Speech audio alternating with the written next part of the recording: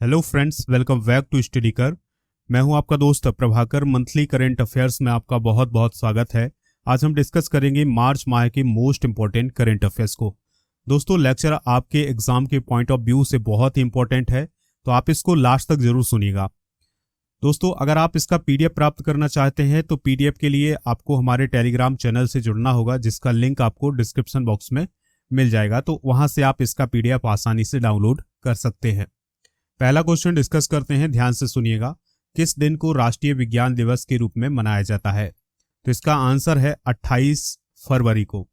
दोस्तों, हर साल 28 फरवरी को पूरे भारत में राष्ट्रीय विज्ञान दिवस मनाया जाता है, क्योंकि 28 फरवरी 1928 को भारत के महान वैज्ञानिक सीवी रमन यानी चंद्रशेखर वेंकट रमन ने रमन इफेक्ट की खोज की थी। तो इसी को याद करने के लिए ही भारत में राष्ट्रीय विज्ञान दिवस मनाया जाता है।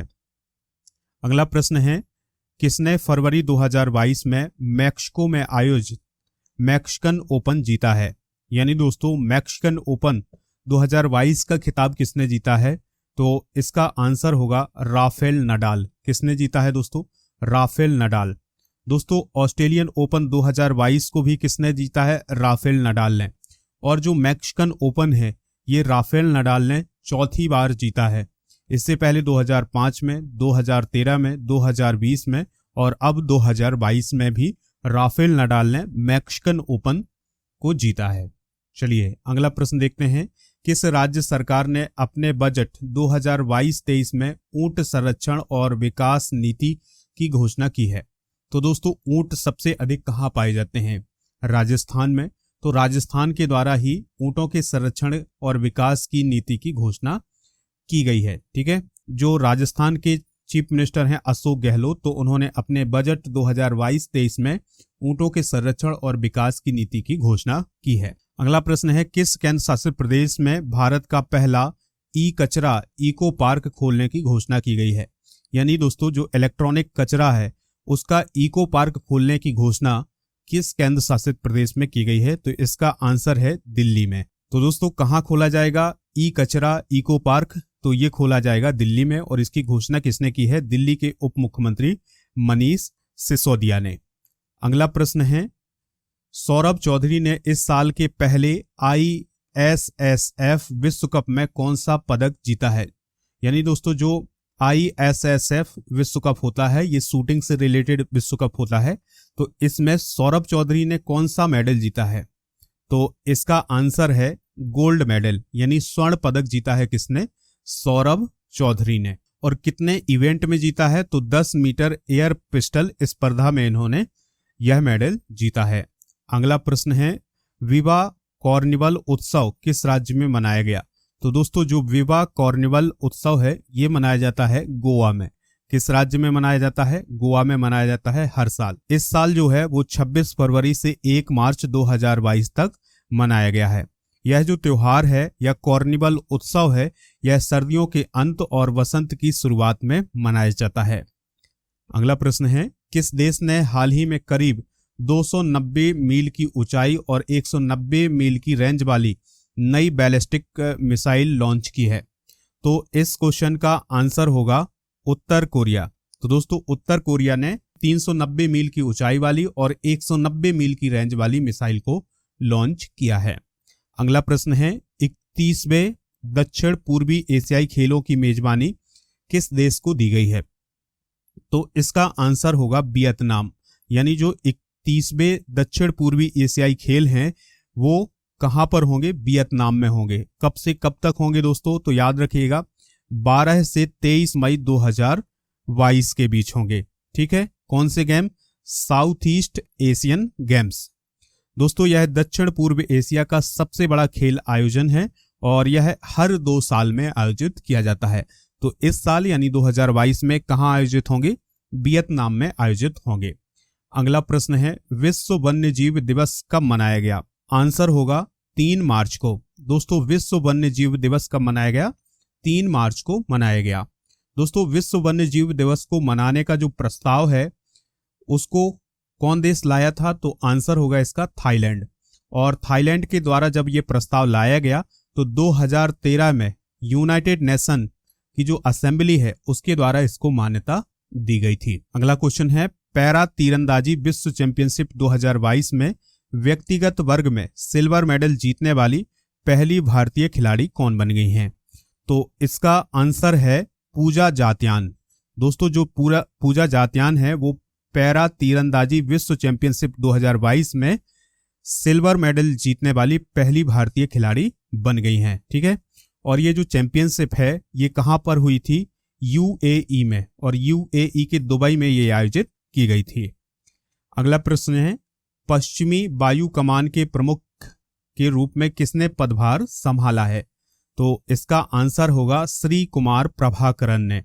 दोस्तों जो श्री कुमार प्रभाकरन हैं उन्होंने पश्चिमी वायुसेना कमान के प्रमुख के रूप में अपना पदभार संभाला है। अगला प्रश्न है, ICC women's cricket world cup 2022 किस देश में शुरू हुआ है या किस देश में आयोजित किया गया है?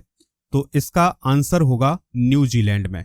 दोस्तों जो ICC women's cricket world cup 2022 है ये किस देश में हुआ है? न्यूजीलैंड में हुआ है, और यह इसका 12वां संस्करण था। दोस्तों यह जो आयोजन है ये 4 मार्च से लेकर 3 अप्रैल 2022 तक किया गया है। ठीक है, जो उद्घाटन मैच है वो वेस्ट इंडीज और न्यूजीलैंड के बीच हुआ था। अगला प्रश्न है, सैन वॉर्न का संबंध किस देश से है जिनका हाल ही में निधन हो गया है? तो दोस्तों जो सैन वॉर्न है ये क्रिकेट से रिलेटेड प्लेयर हैं और इनका संबंध किस देश से है? ऑस्ट्रेलिया से है, जिनका हाल ही में हार्ट अटैक की वजह से निधन हो गया है 52 वर्ष की उम्र में। ठीक है, और जो ऑस्ट्रेलिया के महानतम क्रिकेटरों में इनका नाम आता है। इन्होंने 145 टेस्ट में 708 विकेट लिए हैं। कितने विकेट दोस्तों? 708 विकेट लिए हैं। और उनका जो कैरियर है वो 1992 में शुरू हुआ था और 2007 में उनका कैरियर खत्म हुआ था। अगर आपको ये लेक्चर पसंद आ रहा है तो लाइक जरूर कर दें, दोस्तों को शेयर कर दें, और पीडीएफ के लिए टेलीग्राम चैनल ज्वाइन कर लें जिसका लिंक आपको डिस्क्रिप्शन बॉक्स में दिया गया है। अगला प्रश्न है, स्त्री मनोरक्ष परियोजना किसके द्वारा शुरू की गई है?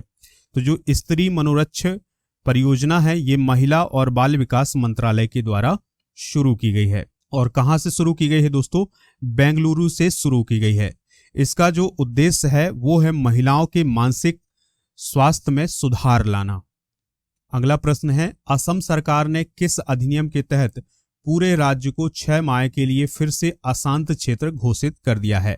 तो दोस्तों जो नॉर्थ ईस्ट के स्टेट हैं वहां पर एक विशेष कानून लागू होता है जिसे हम सशस्त्र बल विशेष अधिकार अधिनियम 1958 के नाम से जानते हैं। आने वाले 6 माह के लिए असम को फिर से अशांत क्षेत्र घोषित कर दिया है, और इसकी घोषणा किसने की है? असम के चीफ मिनिस्टर हेमंता बिस्वा शर्मा ने।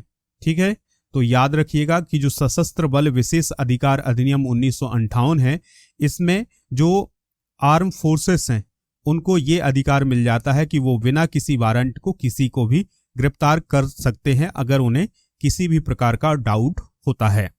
अगला प्रश्न है, WHO के द्वारा विश्व श्रवण दिवस यानी वर्ल्ड हियरिंग डे कब मनाया जाता है? तो इस क्वेश्चन का आंसर होगा 3 मार्च को। यानी वर्ल्ड हियरिंग डे कब मनाया जाता है? 3 मार्च को मनाया जाता है। और इस दिवस को मनाने का जो मुख्य उद्देश्य है वो बहरेपन को लेकर जागरूकता बढ़ाना है, और यह दिवस पहली बार 2007 में मनाया गया था। 2022 की थीम क्या है? तो थीम है जीवन के लिए सुनना, ध्यान से सुनना। WHO की बात आई है तो WHO की स्थापना 7 अप्रैल 1948 को की गई थी। अगला प्रश्न है, हाल ही में किस राज्य के जयगढ़ टर्मिनल पर भारत की पहली फ्लोटिंग स्टोरेज और रीगैसिफिकेशन यूनिट प्राप्त हुई है? तो इस क्वेश्चन का आंसर होगा महाराष्ट्र। यानी महाराष्ट्र में जयगढ़ टर्मिनल है जहां पर पहली फ्लोटिंग स्टोरेज और रीगैसिफिकेशन यूनिट प्राप्त हुई है। ठीक है, और इस यूनिट में दोस्तों जो तरलीकृत प्राकृतिक गैस है यानी LNG है उसका ट्रांसफर आसानी से किया जा सकता है। अगला प्रश्न है, हाल ही में विद्या बालन को किसका ब्रांड एम्बेसडर बनाया गया है? यानी दोस्तों जो विद्या बालन है उनको किसका ब्रांड एम्बेसडर बनाया गया है? तो इसका आंसर होगा भारतीय एक्सा लाइफ इंश्योरेंस का। किसका? भारतीय एक्सा लाइफ इंश्योरेंस का। अगला प्रश्न है, संजीव कपूर को किस विमान कंपनी का सीईओ बनाया गया है? तो इस क्वेश्चन का आंसर होगा जेट एयरवेज। तो जेट एयरवेज के जो सीईओ हैं वो कौन बनाए गए हैं? संजीव कपूर बनाए गए हैं। अगला प्रश्न है दोस्तों, ध्यान से सुनिएगा, किस राज्य में सागर परिक्रमा की शुरुआत हुई है? तो इसका आंसर होगा गुजरात। कहां पर हुई है? गुजरात में शुरू हुई है। तो केंद्रीय मंत्री पुरुषोत्तम रूपाला ने 5 मार्च 2022 को गुजरात में सागर परिक्रमा का उद्घाटन किया है और इसका आयोजन मत्स्य विभाग, भारतीय तटरक्षक बल, भारतीय मत्स्य सर्वेक्षण और गुजरात समुद्री बोर्ड और मछुआरों के प्रतिनिधियों के द्वारा किया जा रहा है। और इसका जो मुख्य उद्देश्य है वो है इन सब के बीच कोऑर्डिनेशन को बिठाना, यानी इन सभी के बीच सही कोऑर्डिनेशन हो, इसका उद्देश्य है किसका? सागर परिक्रमा का। अगला प्रश्न है, राष्ट्रीय सुरक्षा दिवस 2022 कब मनाया गया? तो राष्ट्रीय सुरक्षा दिवस 2022 मनाया गया है कब? 4 मार्च को। कब मनाया गया दोस्तों? 4 मार्च को। थीम क्या है? तो दोस्तों थीम जरूर याद रखिएगा, थीम है इसकी nurturing young mind, develop and safety culture. भारतीय राष्ट्रीय सुरक्षा परिषद के द्वारा यह दिवस मनाया जाता है और राष्ट्रीय सुरक्षा दिवस पहली बार 1972 में राष्ट्रीय सुरक्षा परिषद की स्थापना की वर्षगांठ के रूप में मनाया जाता है। अगला प्रश्न है, राष्ट्रपति रामनाथ कोविंद ने 2022 में कितनी महिलाओं को नारी शक्ति पुरस्कार प्रदान किया है? तो 2022 के लिए कितनी महिलाओं को नारी शक्ति पुरस्कार दिया गया है? तो इस क्वेश्चन का आंसर होगा 29 महिलाओं को। कितने महिलाओं को? 29 महिलाओं को। तो 2022 में कितनी महिलाओं को नारी शक्ति पुरस्कार दिया गया है? 29 महिलाओं को दिया गया है। ये पॉइंट आप नोट कर लेंगे। अगला प्रश्न है, केंद्रीय औद्योगिक सुरक्षा बल जिसे हम CISF के नाम से जानते हैं, तो इसका 53वां स्थापना दिवस कब मनाया गया?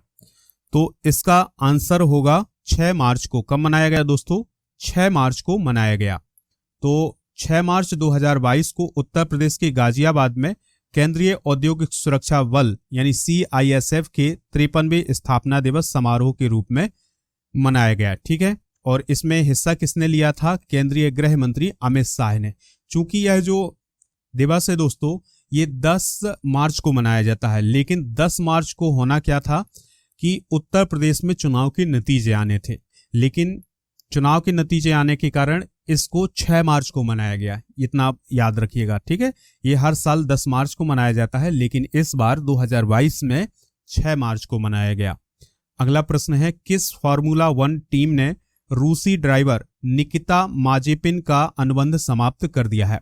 हम सभी लोग जानते ही हैं कि रूस और यूक्रेन के बीच जो युद्ध हो रहा है उसका खामियाजा सभी को भुगतना पड़ रहा है। तो जो रूसी ड्राइवर हैं निकिता माजेपिन, तो उनके साथ अनुबंध समाप्त किया है एक कंपनी ने, और उस कंपनी का नाम है हास F1 टीम। तो इसने रूस के ड्राइवर निकिता माजेपिन से अपना अनुबंध समाप्त कर दिया है। अगला प्रश्न है, केंद्रीय गृह मंत्री अमित शाह ने किस राज्य में 33% सरकारी नौकरियों में महिलाओं को आरक्षण देने की घोषणा की है? तो इसका आंसर होगा त्रिपुरा। यानी केंद्रीय जो गृह मंत्री हैं अमित शाह, उन्होंने त्रिपुरा में महिलाओं को 33% सरकारी नौकरियों में आरक्षण देने की बात कही है। अगला प्रश्न है, किस देश ने पृथ्वी की निचली कक्षा में अपना दूसरा उपग्रह नूर 2 प्रक्षेपित किया है? तो दोस्तों ये जो नूर 2 उपग्रह है ये प्रक्षेपित किया है किसने? ईरान ने। किसने प्रक्षेपित किया है दोस्तों? ईरान ने किया है। और नूर का मतलब क्या होता है? फारसी में रोशनी होता है। ईरान की सेना ने अपना पहला नूर उपग्रह 2020 में प्रक्षेपित किया था और दूसरा जो नूर उपग्रह है इसको 2022 में प्रक्षेपित किया है। अगला प्रश्न है, किसके द्वारा जारी रिपोर्ट के मुताबिक भारत ने साल 2021 में रिकॉर्ड 10 गीगावाट सौर क्षमता स्थापित की है? तो इसका आंसर होगा मैरकॉम इंडिया रिसर्च। दोस्तों मैरकॉम इंडिया रिसर्च के अनुसार भारत ने 2021 में रिकॉर्ड 10 गीगावाट सौर क्षमता स्थापित की है। ठीक है, अगला प्रश्न है, ISSF विश्व कप में महिलाओं की 10 मीटर एयर पिस्टल स्पर्धा में श्री निवेथा ने कौन सा पदक जीता है? तो इसका आंसर होगा गोल्ड मेडल, यानी श्री निवेथा ने कौन सा मेडल जीता है? गोल्ड मेडल जीता है। ठीक है। भारत की श्री निवेथा ईसा सिंह रुचिता विनरकर ने मिस्र के काहिरा में ISSF विश्व कप में महिलाओं की 10 मीटर एयर पिस्टल टीम स्पर्धा में गोल्ड मेडल हासिल किया है। अगला प्रश्न है, किसने हाल ही में स्मार्टफोन के लिए UPI 123 पे नाम का UPI आधारित पेमेंट प्रोडक्ट लॉन्च किया है? तो इस क्वेश्चन का आंसर होगा शक्तिकांत दास ने, यानी स्मार्टफोन के लिए UPI 123 पे नाम का एक UPI आधारित पेमेंट प्रोडक्ट लॉन्च किया है। चलिए फ्रेंड्स, अगला प्रश्न है, भारत में शयन मुद्रा में भगवान बुद्ध की सबसे बड़ी मूर्ति किस राज्य में बन रही है? तो इसका आंसर होगा बिहार में। कहां पर बन रही है? बिहार में। तो जो बिहार का गया क्षेत्र है, जो बिहार का बोध गया क्षेत्र है, वहां पर भगवान बुद्ध की शयन मुद्रा में सबसे बड़ी मूर्ति बनाई जा रही है।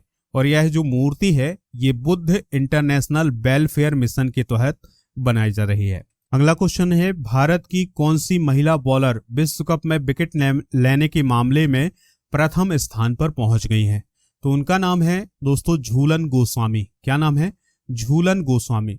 तो दोस्तों झूलन गोस्वामी जो है वो विश्व की एकमात्र ऐसी महिला बॉलर बन गई हैं जिन्होंने विश्व कप में सबसे अधिक विकेट लिए हैं। अगला प्रश्न है, हाल ही में भारत और किस देश के बीच व्यापक आर्थिक भागीदारी समझौते पर बातचीत फिर से शुरू हुई है? तो इस क्वेश्चन का आंसर होगा कनाडा। आंसर क्या होगा? कनाडा। तो भारत और कनाडा के बीच व्यापार और निवेश को लेकर के 5वीं मंत्री स्तरीय बैठक शुरू हुई और ये बैठक हुई थी नई दिल्ली में। और दोस्तों इस बैठक में दोनों देशों के बीच व्यापक आर्थिक भागीदारी समझौते पर बातचीत की गई है। अगला प्रश्न है, हाल ही में किस सरकार ने शहरी खेती के लिए एक मेगा अभियान शुरू करने की घोषणा की है? तो दोस्तों शहरी खेती शुरू करने के लिए किस राज्य सरकार ने मेगा अभियान शुरू करने की घोषणा की है? तो इसकी घोषणा की है दिल्ली सरकार ने। किसने की है दोस्तों? दिल्ली सरकार ने। ठीक है। शहरी खेती का मतलब यह है कि छतों में और अपने छोटे छोटे से स्थानों में खेती करना। ठीक है। तो इस प्रकार की खेती के लिए बढ़ावा देने के लिए दिल्ली सरकार ने एक मेगा अभियान शुरू करने की घोषणा की है। अगला प्रश्न है, यून सुक एयोल किस देश के नए राष्ट्रपति बने हैं? आंसर होगा दक्षिण कोरिया, यानी दक्षिण कोरिया के नए प्रेसिडेंट बने हैं कौन? यून सुक एयोल। ठीक है दोस्तों, दक्षिण कोरिया की बात करें तो इसकी कैपिटल क्या है? सियोल है और करेंसी है यहाँ की कोरियन रिपब्लिक वॉन। ठीक है। और जो यून सुक येओल हैं इन्होंने 48.6% वोट हासिल किए हैं और इनकी पार्टी का नाम है क्या? People power party. अगला प्रश्न है, कैटलिन नोवाक हाल ही में किस देश की राष्ट्रपति चुनी गई हैं? तो जो कैटलिन नोवाक हैं वो हाल ही में किस देश की राष्ट्रपति चुनी गई हैं? तो इसका आंसर होगा हंगरी। किस देश की दोस्तों? हंगरी की। तो ये हंगरी की पहली महिला राष्ट्रपति है, ये भी आप याद रखिएगा। ठीक है। अगला प्रश्न है, भारत के किस राज्य ने मिशन इंद्रधनुष में पहला स्थान हासिल किया है? तो मिशन इंद्रधनुष के तहत पहला स्थान हासिल किसने किया है? ओडिशा ने किया है। ठीक है दोस्तों, मिशन इंद्रधनुष की बात करें तो यह ministry of health and family welfare के अंतर्गत आने वाला एक कार्यक्रम है जिसको लॉन्च किया गया था 25 दिसंबर 2014 को। और इसका जो मुख्य उद्देश्य है वो है टीकाकरण करना, बच्चों का टीकाकरण करना और उनकी माताओं का टीकाकरण करना मिशन इंद्रधनुष का मुख्य उद्देश्य है। और मिशन इंद्रधनुष के तहत कितने प्रकार के टीके लगाए जाते हैं? तो इसका आंसर होगा 7 प्रकार के टीके लगाए जाते हैं। अगला प्रश्न है, किस राज्य सरकार ने कौशल्या मातृत्व योजना लॉन्च की है? तो इसका आंसर क्या होगा? इसका आंसर होगा छत्तीसगढ़ सरकार, यानी छत्तीसगढ़ सरकार के द्वारा कौशल्या मातृत्व योजना शुरू की गई है। तो दोस्तों छत्तीसगढ़ के चीफ मिनिस्टर है कौन है? भूपेश बघेल। तो उन्होंने हाल ही में कौशल्या मातृत्व योजना लॉन्च की है जिसके तहत दूसरी बालिका के जन्म पर महिलाओं को 5,000 रुपए की आर्थिक सहायता दी जाएगी। अगला प्रश्न है ISSF विश्व कप 2022 में भारत ने कितने मेडल जीते हैं? तो इसका आंसर होगा 7 मेडल जीते हैं। कितने मेडल जीते हैं?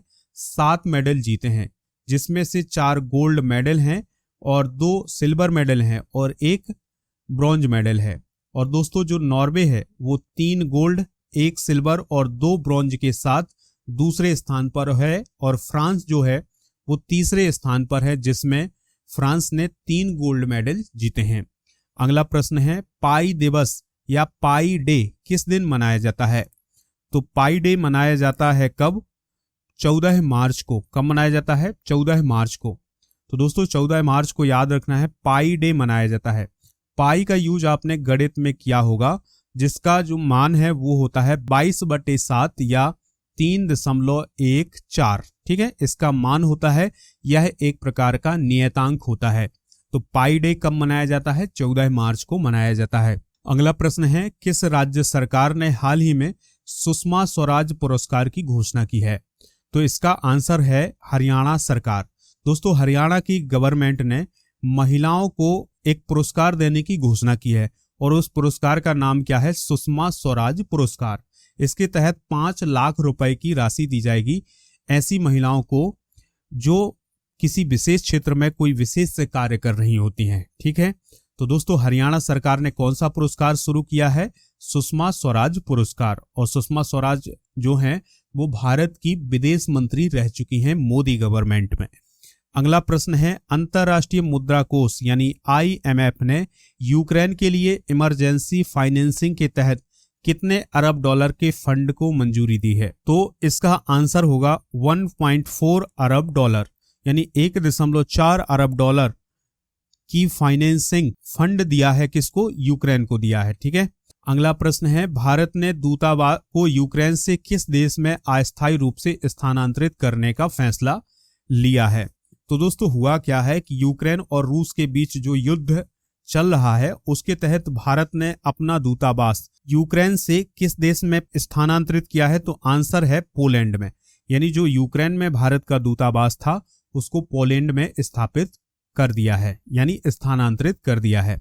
अगला प्रश्न है इंडियन आर्मी की मिसाइल पाकिस्तान के इलाके में 124 किलोमीटर अंदर गिरने की वजह भारत ने क्या बताई है? हुआ क्या है कि भारत की एक जो मिसाइल थी जिसको ब्रह्मोस मिसाइल कहा गया है दोस्तों, तो वह पाकिस्तान के अंदर 124 किलोमीटर चली जाती है। तो उसकी वजह भारत ने क्या बताई है?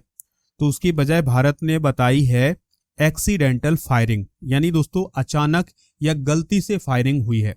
किसी प्रकार की युद्ध की आशंका से ये मिसाइल फायर नहीं की गई थी, बल्कि कि रूटीन चेकअप के समय ये जो मिसाइल थी वो फायर हो गई थी और पाकिस्तान के इलाके में चली गई थी। यह जो मिसाइल है ये भारत के हरियाणा के सिरसा से दागी गई थी। ठीक है, अगला प्रश्न है जर्मन ओपन बैडमिंटन 2022 में लक्ष्य सेन ने कौन सा मेडल जीता है? तो इस क्वेश्चन का आंसर है सिल्वर मेडल, यानी जर्मन ओपन बैडमिंटन 2022 में लक्ष्य सेन ने सिल्वर मेडल जीता है। ये पॉइंट आप नोट करेंगे। बैडमिंटन वर्ल्ड फेडरेशन की बात करें तो इसका फॉर्मेशन कब हुआ था? 1934 में। अगला प्रश्न है केंद्र सरकार ने 16 मार्च से 12 से कितने वर्ष के बच्चों के लिए कोविड-19 टीकाकरण करने की घोषणा की है? तो इसका आंसर होगा 14, यानी 12 से 14 वर्ष के बच्चों के लिए कोविड-19 टीकाकरण की घोषणा की है। किसने? केंद्र सरकार ने। ठीक है, अगला प्रश्न है प्रधानमंत्री नरेंद्र मोदी ने हाल ही में किस राज्य में बने राष्ट्रीय रक्षा विश्वविद्यालय के एक नए परिसर निर्माण भवन को राष्ट्र को समर्पित किया है? तो दोस्तों जो राष्ट्रीय रक्षा विश्वविद्यालय है ये कहां पर है? गुजरात में, और उसका एक नया परिसर बना था तो उसके भवन को राष्ट्र को उन्होंने हाल ही में समर्पित किया है। ठीक है, और जो राष्ट्रीय रक्षा विश्वविद्यालय है इसका संचालन 1 अक्टूबर 2020 से शुरू हुआ है। ये पॉइंट भी आप नोट कर लेंगे। अगला प्रश्न है एयर इंडिया का नया चेयरमैन किसे नियुक्त किया गया है? यानी एयर इंडिया के नए चेयरमैन कौन बने हैं? इसका आंसर है एन चंद्रशेखरन। कौन बने हैं दोस्तों? एन चंद्रशेखरन। तो टाटा सन्स के चेयरमैन है कौन? एन चंद्रशेखरन। तो उन्हें एयर इंडिया का नया चेयरमैन नियुक्त किया गया है। अगर आपको ये लेक्चर पसंद आ रहा है तो आप लाइक कर दें, दोस्तों को शेयर जरूर कर दें और पीडीएफ के लिए आप हमारे टेलीग्राम चैनल से जुड़ जाएं, जिसका लिंक आपको डिस्क्रिप्शन बॉक्स में दिया गया है। चलिए फ्रेंड्स, अगला प्रश्न देखते हैं।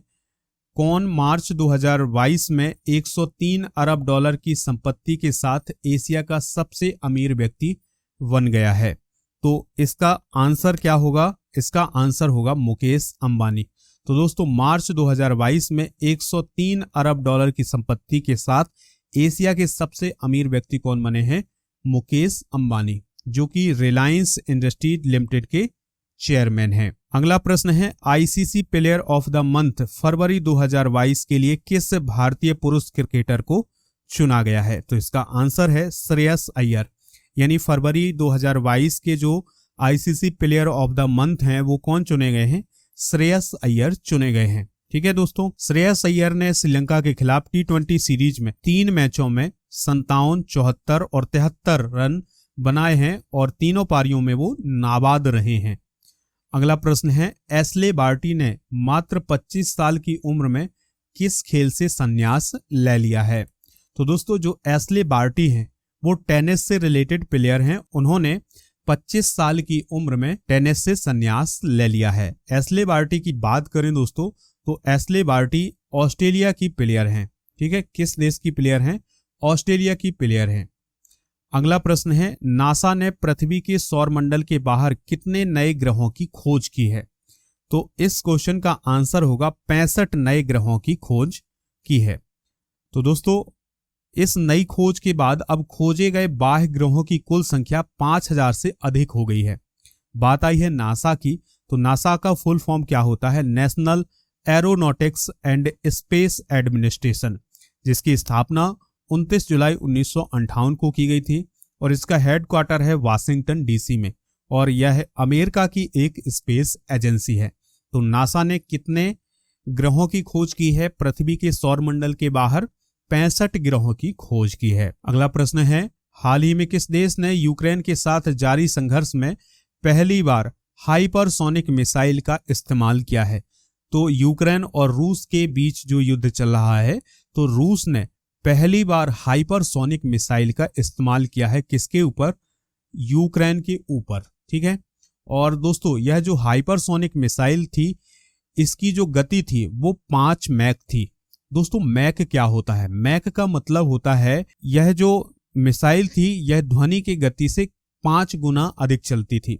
5 मैक का मतलब 5 गुना अधिक, 2 मैक का मतलब 2 गुना अधिक। ठीक है, तो इतना आप याद रखिएगा। किस राज्य के पूर्व राज्यपाल कुमुदबेन मणिशंकर जोशी का हाल ही में निधन हो गया है? तो दोस्तों, जो कुमुदबेन मणिशंकर जोशी थी वो आंध्र प्रदेश की राज्यपाल थी, जिनका हाल ही में निधन हो गया है और ये पूर्व राज्यपाल थी, इतना याद रखिएगा। सिटिंग राज्यपाल नहीं थी, पूर्व राज्यपाल थी। और मणिशंकर जोशी ने 26 नवंबर 1985 से 7 फरवरी 1990 तक आंध्र प्रदेश के राज्यपाल के रूप में काम किया था। अगला प्रश्न है, असम राइफल्स का स्थापना दिवस किस तारीख को मनाया जाता है? तो जो असम राइफल्स है इसका स्थापना दिवस मनाया जाता है 24 मार्च को। कब मनाया जाता है? 24 मार्च को। इस बार यानी 2022 में जो स्थापना दिवस मनाया गया है असम राइफल्स का, ये 187वां स्थापना दिवस मनाया गया है। असम राइफल्स की शुरुआत 1835 से हुई थी। अगला प्रश्न है, ऑस्ट्रेलिया के किस खिलाड़ी ने टेस्ट क्रिकेट के इतिहास में सबसे तेज 8000 रन बनाने का कारनामा किया है? तो आंसर है स्टीव स्मिथ। तो दोस्तों, ऑस्ट्रेलिया के क्रिकेटर हैं स्टीव स्मिथ। तो इन्होंने सबसे तेज टेस्ट में 8000 रन बनाने का कारनामा किया है और उन्होंने यह उपलब्धि 85 टेस्ट में हासिल की है। अगला प्रश्न है, किस राज्य सरकार ने दिशांक ऐप डेवलप किया है?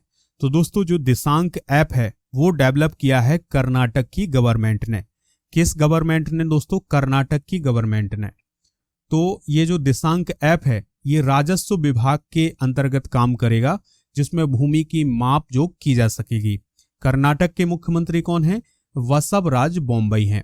अगला प्रश्न है, आरसी लाहोटी भारत के किस नंबर के CJI यानी चीफ जस्टिस ऑफ इंडिया थे, जिनका हाल ही में निधन हो गया है। तो दोस्तों जो RC लाहोटी थे वो भारत के 35वें नंबर के CJI थे, जिनका हाल ही में निधन हो गया है। ठीक है, और अगर हम बात करें RC लाहोटी की, तो लाहोटी को 1 जून 2004 को भारत के 35वें मुख्य न्यायाधीश के रूप में नियुक्त किया गया था और उनका जो कार्यकाल था वो 1 नवंबर 2005 तक था। और इनका संबंध किस प्रदेश से है ये जरूर याद रखिएगा, इनका संबंध मध्य प्रदेश से था। अगला प्रश्न है, सुजलम 2.0 अभियान की शुरुआत किसने की है? तो इसका आंसर है गजेंद्र सिंह शेखावत ने। किसने दोस्तों? गजेंद्र सिंह शेखावत। जल शक्ति मंत्री हैं गजेंद्र सिंह शेखावत, तो उनके द्वारा सुजलम 2.0 अभियान की शुरुआत की है। और इसका जो मुख्य उद्देश्य है वो है पंचायतों, स्कूलों और आंगनबाड़ी संस्थानों का जो भूजल है उसको प्रबंधित करना। अगला प्रश्न है, नीति आयोग के निर्यात तत्परता सूचकांक 2021 में कौन सा राज्य पहले स्थान पर है? तो इसका आंसर होगा गुजरात। यानी दोस्तों निर्यात तत्परता सूचकांक का मतलब ये है कि कौन सा राज्य निर्यात करने के लिए बहुत अच्छा वर्क कर रहा है। तो इसमें जो पहला स्थान है वो किसका है? गुजरात का, और दूसरा स्थान महाराष्ट्र का, और तीसरा स्थान है कर्नाटक का। तो दोस्तों ये थे मार्च महीने के बहुत ही महत्वपूर्ण करंट अफेयर्स। इनको आप नोट कर लीजिएगा या फिर आप इसका PDF हमारे टेलीग्राम चैनल से डाउनलोड कर लीजिएगा। अगर आपको ये लेक्चर पसंद आया है तो लाइक करिए, दोस्तों को शेयर जरूर करिएगा सभी सोशल मीडिया प्लेटफॉर्म पर, और हमारे जितने भी सोशल मीडिया प्लेटफॉर्म हैं उन पर भी आप हमें फॉलो कर सकते हैं। मिलते हैं नेक्स्ट लेक्चर में। जय हिंद, वंदे मातरम।